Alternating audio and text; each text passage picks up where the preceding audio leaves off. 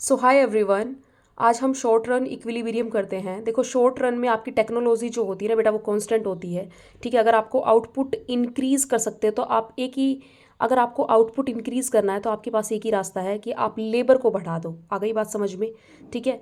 और केन्स ने एक बात कही थी कि इकोनॉमी में इक्विलिब्रियम वही होता है जहाँ पर दो बातें होती हैं, या तो A S equal to A D या फिर सेविंग इक्वल टू इन्वेस्टमेंट। देखो, ए एस क्या होता है? ए एस का मतलब होता है कंजप्शन प्लस सेविंग, और ए डी का मतलब होता है कंजप्शन प्लस इन्वेस्टमेंट।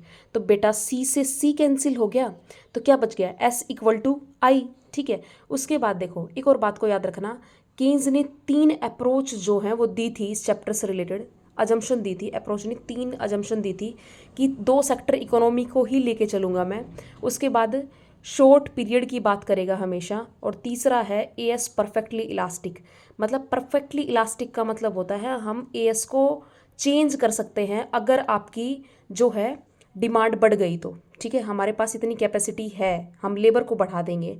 उसके बाद आता है, कहता है ए एस को देखते हैं पहले। ए एस का मतलब होता है एग्रीगेट सप्लाई, कि जितना आपने, it refers to planned output in economy.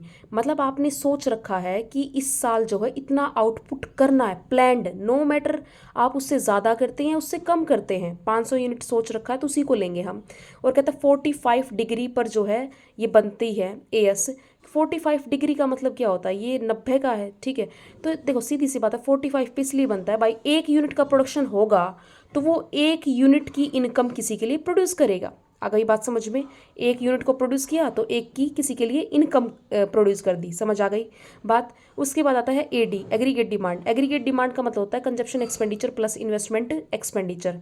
ठीक है, डिमांड में मतलब जितनी भी सोसाइटी एक्सपेंडिचर करती है या फिर जितने भी प्रोड्यूसर हैं वो रॉ मटेरियल वगैरह की डिमांड करते हैं, उन दोनों को मिला के उस, देखो जितना आपने डिज़ायर्ड एक्सपेंडिचर सोच रखा कि अकाउंटिंग ईयर में हम इतना करेंगे। डिज़ायर्ड का मतलब जितना आपने एक्स एंटे, मतलब जितना प्लान कर रखा है कि 500 रुपये खर्च करने हैं, आप बाद में 450 करते हो, हम उसको नहीं लेंगे, हम 500 को ही लेंगे। एडी जो होती है वो डायरेक्टली रिलेटेड होती है किससे? इनकम से। अगर आपकी इनकम बढ़ गई तो एडी भी बढ़ गई। ठीक है, अब ये ऐसे बनेगा, देखो सी प्लस आई बताया था ना, तो आई जो है यहाँ पे कांस्टेंट रहेगा, इसी को हम ऑटोनोमस इन्वेस्टमेंट कहते हैं। ठीक है, और ये सी मतलब आपकी इनकम अगर जीरो भी है ना तो भी आप कुछ ना कुछ कंजप्शन कर रहे हो, आप करोगे, क्योंकि कोरोना के टाइम पे लोगों ने बिल्कुल कमाना बंद कर दिया था। क्या वो खाना भी बंद कर दिया था? नहीं ना। तो इसी को कहते हैं सी बार। सी बार से डिनोट करते हैं ऑटोनोमस कंजप्शन। और उसके बाद आता है सी प्लस आई, क्योंकि इस सी में हमने ये वाला एरिया ऐड कर दिया तो क्या आ गया आपका? A D.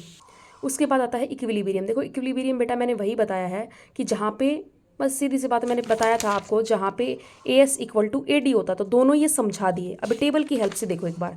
मतलब आपका जहाँ पर वाई का मतलब क्या? ए एस, और सी प्लस आई का मतलब क्या? A D. तो जहाँ पर दोनों इक्वल होंगे वो क्या हो जाएगा? इक्विलिब्रियम हो जाएगा। तो सो इक्वल टू सो क्या हो गया आपका? इक्विलिब्रियम हो गया। ये यहाँ से इसको समझा रखा है, ये ए एस जो है 0 से स्टार्ट होता है। ठीक है, ये इक्विलिब्रियम है। ठीक है, इधर हम इनकम और जीडीपी वगैरह लिखते हैं, सीधी सी बात है, प्रोडक्शन होगा तो इनकम भी होगी। क्लियर है? और इधर ए डी ए एस लिखते हैं। अगर कहता है ए एस जो है ज़्यादा हो जाए किससे? एडी से, तो उस केस में क्या होगा भाई? अगर आपकी डिमांड तो कम है, हमने सोचा था 500 बिक जाएंगी पर डिमांड तो कम आई, 400 की आई, तो कहता है गुड्स रिमेन अनसोल्ड। और अनडिजायर्ड, जितना हमने सोचा नहीं था ना कि यार बच जाएगा, वो इन्वेंट्री, अनप्लैंड इन्वेंट्री बढ़ गई है। ठीक है, सॉल्यूशन एक ही, अगर डिमांड नहीं कर रही जनता तो प्रोडक्शन को कम कर दो भाई। अगर आपका एडी जो है वो बढ़ जाए किससे? एएस से, तो कहता है अगर आपको लॉस होगा यहाँ पे, अनफुलफिलमेंट ऑफ डिमांड। मैं समझाती हूँ। फॉर एग्जाम्पल आपने सोचा था कि 500 यूनिट का प्रोडक्शन कर लेता हूँ, अब आ गई डिमांड 600 की, तो बेटा 100 और यूनिट और बिक सकती थी, आप उन पर और पैसा बचा सकते थे। ठीक है, तो पर आपको बचा नहीं क्योंकि आपके पास है ही नहीं, तो क्या हो गया? आपको लॉस हो गया एक तरह से भाई। 100 पे और बचा सकते थे। अब एग्जिस्टिंग स्टॉक सोल आउट, जो पहले का भी सामान पड़ा हुआ था, इतनी डिमांड आ गई वो भी बिक गया है। ठीक है, और डिक्रीज इन अनप्लैंड इन्वेंटरी, मतलब अनप्लैंड इन्वेंटरी जो है वो आपकी डिक्रीज हो गई है। सोल्यूशन एक ही है भाई, आपको प्रोडक्शन को आप बढ़ा दो। देखो इन्वेस्टमेंट जो है बेटा 2 टाइप का होता है, एक होता है इंड्यूस इन्वेस्टमेंट और एक ऑटोनोमस इन्वेस्टमेंट, जो मैंने पहले बताया, सीधी जो पैरेलल लाइन थी। देखो इंड्यूस इन्वेस्टमेंट का मतलब होता है जो इनकम के इंक्रीज होने से ये इन्वेस्टमेंट भी बढ़ जाएगा। ये मेनली जो होता है वो प्रॉफिट अर्न करने के लिए किया जाता है। अपवर्ड स्लोप होता है, मतलब इनकम बढ़ी तो ये भी बढ़ जाएगा, इनकम बढ़ी तो ये भी बढ़ जाएगा। क्लियर है? प्राइवेट सेक्टर मेनली इसको करता है। और ये वाला जो होता है ना ऑटोनोमस इन्वेस्टमेंट, वो हमेशा कांस्टेंट रहता है। इनकम चाहे बढ़ रही है चाहे घट रही है, कोई मतलब नहीं है, पैरेलल रहता है हमेशा। ये पब्लिक सेक्टर करता है। उसके बाद दूसरी अप्रोच आती है सेविंग एंड इन्वेस्टमेंट अप्रोच, जहाँ पर केन्स ने कहा था कि जहाँ सेविंग और इन्वेस्टमेंट इक्वल होते हैं वहाँ पर इक्विलिब्रियम होता है इकोनॉमी में। देखो वाई है, ये दे रखा है, वाई का मतलब क्या, एस, ठीक है, 0, 40, 80, 100, ये सी दे रखा। सेविंग पता कैसे आता है, वाई को माइनस कर दो, वाई में से माइनस कर दो किसको, सी को। भाई देखो एक सीधी सी बात है, 100 रुपये कमा रहे हो, या तो कंज्यूम करोगे या फिर सेव करोगे, ठीक है, तो ये सेविंग आ गई आपकी। क्लियर है? ये आपका इन्वेस्टमेंट है, ठीक है, जहाँ पर ये दोनों क्या है, इक्वल हैं, वहाँ पर क्या है, इक्विलिब्रियम है, ठीक है। ठीक है, अब देखो कैसे आता है, एक बात को याद रखना, सेविंग जो है वो शुरू में क्या होती है आपकी, जैसे अगर आपकी इनकम जो जीरो है, ठीक है, तो सेविंग क्या है आपकी माइनस में है। और सेविंग जीरो पे जो भी आपका सी होता है, इसको सी बार कहते हैं, मतलब ऑटोनोमस कंजप्शन। क्लियर है? ठीक है, डायग्राम से देखते हैं, ये कहाँ से शुरू हुआ है आपका सेविंग, यहाँ से, मतलब -30 से शुरू हुआ है। जहाँ पर ये एस और आई जहाँ मिलते हैं वहीं पर क्या होता है आपका इक्विलिब्रियम होता है। आ गई बात समझ में? क्लियर है? यहाँ मत बता देना, क्योंकि यहाँ पे तो देखो ब्रेक इवन पॉइंट, जहाँ पिछले चैप्टर में पढ़ा होगा y = c होता है, वहाँ पर आपका सेविंग जीरो होता है। आ गई बात समझ में? तो इसको मत बता देना, ये आपका सेविंग = इन्वेस्टमेंट। कहता है अगर सेविंग ज़्यादा है इन्वेस्टमेंट से तो क्या होगा, मतलब सेविंग लोग ज़्यादा कर रहे हैं, एक्सपेंडिचर कम कर रहे हैं, मतलब एग्रीगेट डिमांड जो है वो कम कर रहे हैं, तो आउटपुट जो है हमारा अनसोल्ड रह जाएगा, क्योंकि डिमांड ही नहीं कर रहे लोग। तो एक ही सॉल्यूशन है भाई, आप प्रोडक्शन को कम कर दो, फिर प्रोडक्शन कम हो जाएगा तो आपकी इनकम भी कम हो जाएगी। उसके बाद कहता है दूसरी सिचुएशन है, अगर आपका इन्वेस्टमेंट ज़्यादा है किससे, सेविंग से, तो मतलब लोग जो हैं वो ज़्यादा एडी मतलब डिमांड ज़्यादा कर रहे हैं। आपका सॉल्यूशन यही है कि आप आउटपुट को क्या करो, ज़्यादा बढ़ा दो, आउटपुट बढ़ेगा तो इनकम भी बढ़ जाएगी। उसके बाद आता है मल्टीप्लायर का टॉपिक। मल्टीप्लायर का मतलब होता है इनकम के बढ़ाने, इन्वेस्टमेंट के बढ़ाने से इनकम में कितना चेंज आया। क्लियर है? तो मल्टीप्लायर को हम के से डिनोट करते हैं, इसका मतलब होता है चेंज। ठीक है, इन्वेस्टमेंट के बढ़ाने से इनकम में कितना चेंज हुआ।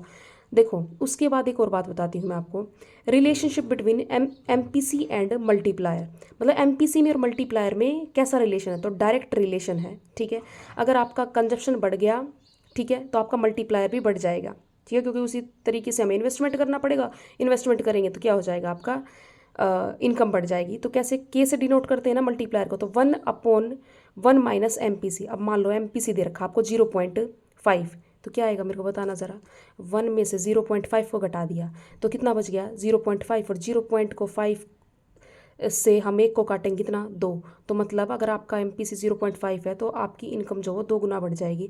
MPS जो है मल्टीप्लायर में कैसा रिलेशन होता है, इनडायरेक्ट होता है, जितना ज़्यादा सेव करोगे भाई इनकम हमारी कम ही होगी, हम इन्वेस्टमेंट नहीं करेंगे।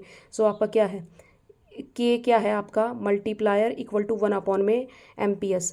वैल्यू हमेशा जो है मल्टीप्लायर की 1 और इन्फिनिटी के बीच में होती है, याद रखना, MCQ बन सकता है। उसके बाद आता है मल्टीप्लायर मैकेनिज्म कि देखो आपको, देखो आप सबसे पहले क्या करोगे, इन्वेस्टमेंट करोगे, 100 रुपये लगा दिए, 100 के 100 आपके इकोनॉमी में इनकम हो जाएगी एक बार तो। फिर मैंने बताया था MPC जो यहाँ पर कितना है 0.5, ठीक है, तो 100 का आप दो ही बात कर सकते हो। देखो इनकम अगर आप 100 रुपये कमा रहे हो तो क्या तो आप कंज्यूम कर लोगे या आप सेव कर लोगे, तो आपने क्या किया 50 तो कंज्यूम कर लिए और 50 क्या कर लिए, सेव कर लिए। जैसे ही आप कंज्यूम करते तो वो अगले की इनकम बन जाती है। ठीक है, तो किसी की इनकम बन गई, उसने क्या किया 25 को तो कंज्यूम कर दिया और 25 को सेव कर लिया, ये कंज्यूम किया, अगले की वो बन गई। अब यहाँ पर मुझे ये बता दो कितना आपकी इनकम बढ़ जाएगी। भाई सीधी सी बात है, यहाँ MPC दे रखा है 0.5, तो कितना हो जाएगा आपकी इनकम, आपकी 2 हो जाएगी। क्लियर है? ये मैंने यहाँ पर भी बताया था। ठीक है, फॉर्मूला पुट कर दो ना ये वाला। देखो अब उसके बाद मल्टीप्लायर है, फॉरवर्ड मल्टीप्लायर और बैकवर्ड मल्टीप्लायर। मतलब आपका मल्टीप्लायर अगर फॉरवर्ड, मतलब अगर आप इन्वेस्टमेंट ज़्यादा कर रहे हो तो उससे ज़्यादा इनकम होगी, तो ये क्या हो जाएगा फॉरवर्ड, मतलब आगे बढ़ना। अगर आपने इन्वेस्टमेंट कम कर दिया तो उससे क्या हो जाएगा, आपकी इनकम कम हो जाएगी, तो ये बैकवर्ड मल्टीप्लायर है। मल्टीप्लायर की कोई प्रोसेस पूछ ले तो सबसे पहले हम इन्वेस्टमेंट करते हैं, फिर इनकम होती है हमारी, फिर कंजप्शन बढ़ जाता है, कंजप्शन बढ़ने से फिर इनकम, मतलब ऐसे प्रोसेस जो है चलती रहती है। याद रखना एक और बात को, ऑटोनोमस कंजप्शन को हम C बार से डिनोट करते हैं, इंड्यूस इन कंजप्शन को BY से। ठीक है, होपफुली आपको समझ आ गया होगा। अगर कोई भी डाउट रहता है you can ask me through the comment section. Thank you so much.